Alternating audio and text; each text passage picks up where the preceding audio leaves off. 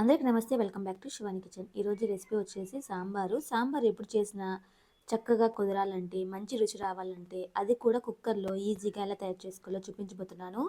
ఈ టేస్టీ అయిన సాంబారు ఎలా తయారు చేసుకోవాలో చూద్దాం. ముందుగా కుక్కర్ తీసుకొని అందులోకి 150 గ్రాముల వరకు కందిపప్పు తీసుకోండి. మీరు 100 గ్రాములు కూడా తీసుకోవచ్చు. అదే గ్లాస్ తోటి 1/4 గ్లాస్ వరకు పెసరపప్పు తీసుకోండి.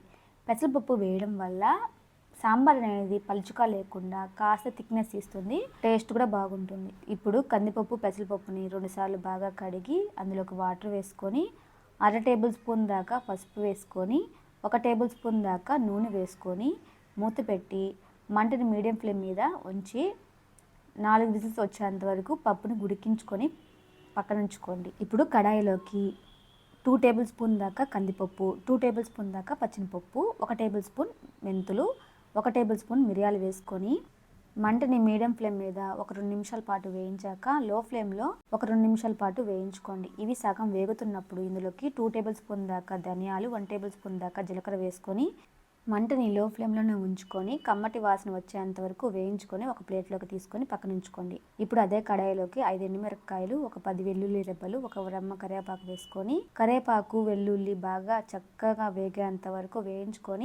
వేయించి పక్కన పెట్టుకున్న కందిపప్పు ప్లేట్లోకి తీసుకొని పక్కన ఉంచుకోండి. ఇప్పుడు అదే కడాయిలోకి ఒక 2 టేబుల్ స్పూన్ దాకా నూనె వేసుకొని కట్ చేసుకున్న బెండకాయలు ఇందులో వేసుకొని ఇవి కాస్త వేగేంత వరకు వేయించుకోండి. తర్వాత ఒక మీడియం సైజ్ ఆనియన్స్ కూడా వేసుకొని బాగా వేయించుకొని మీకు నచ్చిన వెజిటేబుల్స్ని కట్ చేసుకొని వాష్ చేసుకున్న తర్వాత ఇందులో వేసుకోండి. తర్వాత ఇందులోకి కాసంత ఉప్పును వేసి బాగా మగ్గించండి. వెజిటేబుల్స్ ఏంటంటే ముందర ఉప్పు వేస్తే వెజిటేబుల్స్కి ఉప్పు అనేది బాగా పడుతుంది, సప్పగా లేకుండా రుచిగా ఉంటాయి వెజిటేబుల్స్ తినేటప్పుడు. ఒక నిమ్మకాయ సైజ్ అంత చింతపండుని నానబెట్టి పక్కన ఉంచుకోండి. ఇప్పుడు కందిపప్పు అనేది బాగా కుక్ అయిపోయింది. ఇప్పుడు పప్పు కవ్వంతో కానీ గెంటితో కానీ ఈ విధంగా మ్యాష్ చేసుకొని పక్కన ఉంచుకోండి. వెజిటేబుల్స్ అనేది సగం ఉడికిన తర్వాత ఈ కందిపప్పు దాంట్లోనే వేసేసుకొని 2 టేబుల్ స్పూన్ దాకా కారం, రుచికి సరిపడ ఉప్పుని అలాగే చింతపండు రసాన్ని వేసుకొని తగినంత వాటర్ వేసుకొని బాగా కలుపుకొని మూత పెట్టి మంటని మీడియం ఫ్లేమ్ మీద ఉంచి 2 విజిల్స్ రానివ్వండి. ఇప్పుడు సాంబార్ పొడి మనం వేయించుకున్నాం కదా, చల్లారిపోయిన తర్వాత మిక్సీ జార్లో వేసుకొని మెత్తగా పౌడర్ చేసుకొని పక్కన ఉంచుకోండి. ఇప్పుడు తాలింపు ప్యాన్లోకి నూనె వేసుకొని నూనె కాగిన తర్వాత ఆవాలు, మినపప్పు, మెంతులు అలాగే 4 ఎండుమిరపకాయలని ఇలా తుంపుకొని వేసుకోండి. అలాగే దంచుకున్న 5-6 వెల్లుల్లి రెబ్బలు వేసుకొని బాగా చక్కగా వేగనివ్వండి. ఇలా వేగుతున్నప్పుడు మరొక పక్కన స్టవ్ పైన 2 విజిల్స్ వచ్చిన తర్వాత ప్రెజర్ అంతా పోయిన తర్వాత మూత తీసి 2 నిమిషాల పాటు సాంబార్ని ఉడికించండి.